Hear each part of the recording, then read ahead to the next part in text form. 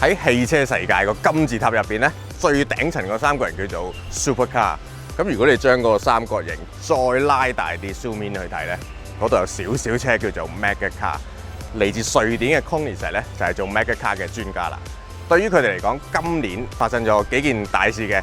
第一就係今年佢哋終於嚟到香港啦。另外咧就係早前佢哋喺日內瓦車展出咗全新嘅旗艦跑車，就係呢部用佢哋創辦人 Christian 個爸爸去命名嘅 Jesko。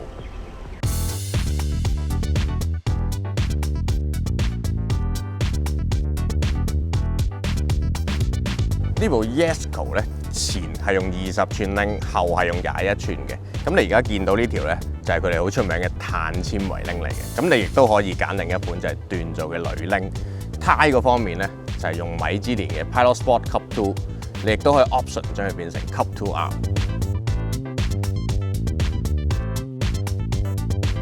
呢個 Jesko 比起之前嘅 Agera RS 咧，睇起上嚟線條更加立體同埋突出嘅。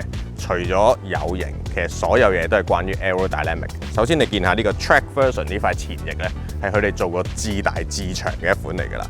佢繼續都係用呢個 Wrap Around Windscreen 嘅設計嘅。咁廠咧就話佢測試過㗎啦，呢一種做法咧係對於做氣流係最好嘅，所以 keep 翻呢個形狀。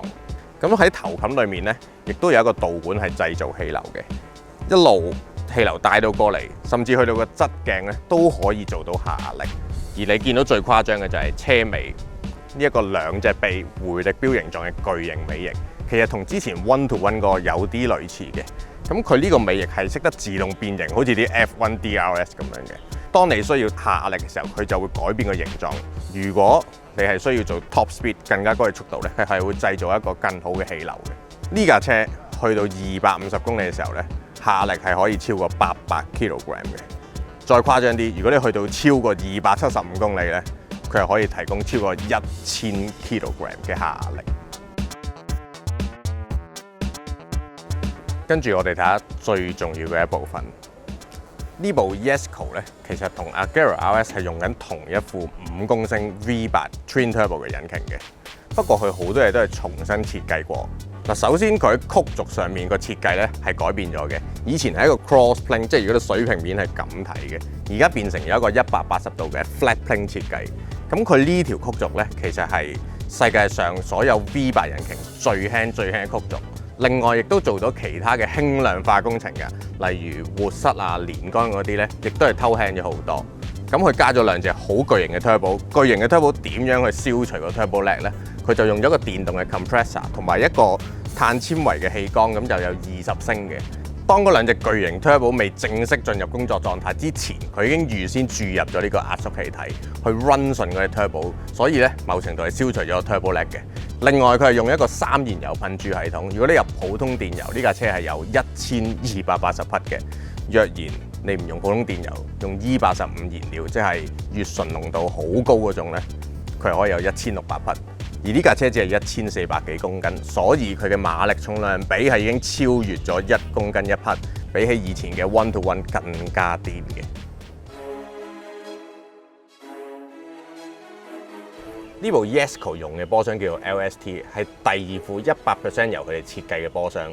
咁佢係一套9前速嘅波箱，但係神奇嘅地方咧就係佢有7個 clutch 嘅，即係比起而家啲 DSG 咧多好多嘅。咁佢好處有兩個嘅，一就係佢好輕好細，普通嘅 DSG 波箱咧大概係120公斤左右，佢可以做到只係90公斤，所以係輕過普通嘅 DSG 嘅。佢另一個好神奇嘅地方就係由於佢有好多個 clutch，所以佢可以做到直接跳波嘅。平時你轉波咧7落4係要7落5 4噶嘛，佢唔需要，佢7就跳4噶啦，9亦都可以直接跳3嘅。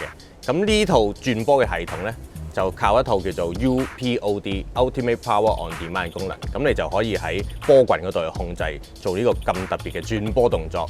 當你一腳 kick down 嘅時候，佢可以揀一個最啱最多 power 嘅波段俾你，直接就用，直接就飛出去，所以轉波嘅時間係慳翻好多嘅。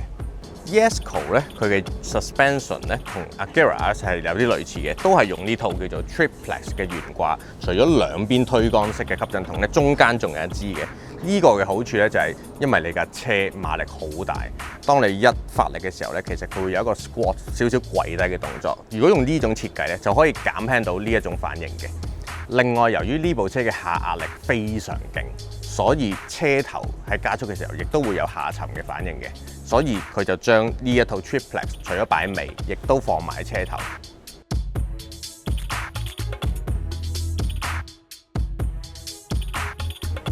咁佢成個座艙咧，當然都係用碳纖維嘅啦。佢以前嘅車都係咁樣嘅。比起 Agera RS， 其實佢個長度同埋個高度都係多咗啲嘅，長咗40mm，高咗22mm，令到成個車廂嘅空間咧稍為大咗少少。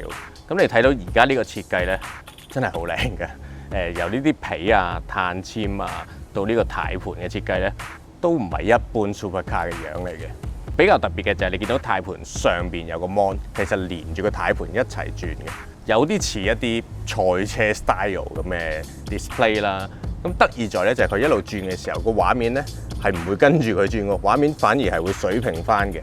咁呢個係比較特別嘅。咁另外你再睇下裡面咧，波棍嗰度，其實剛才講嗰個 UPOD 嘅功能咧，就係喺波棍嗰度控制㗎啦。佢向上向下拍加減波，亦都可以拍第二格。當你一拍第二格嘅時候，再俾油咧，其實佢就會自己揀一個最合適嘅波段嘅。咁最後講埋少少數字你聽，呢部車係會生產125部。咁香港或者澳門攞到幾多部咧？暫時我都唔知。但係價錢咧都可以講講嘅。雖然已經賣晒啊，300萬美金，即係2400萬港紙度啦。如果你將兩個太古城嘅中型單位搓埋變成一部車咧，就係咁噶啦。